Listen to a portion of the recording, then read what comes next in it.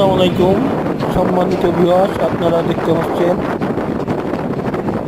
Liton Chowdhury Setu, Shibchar, Madaripur.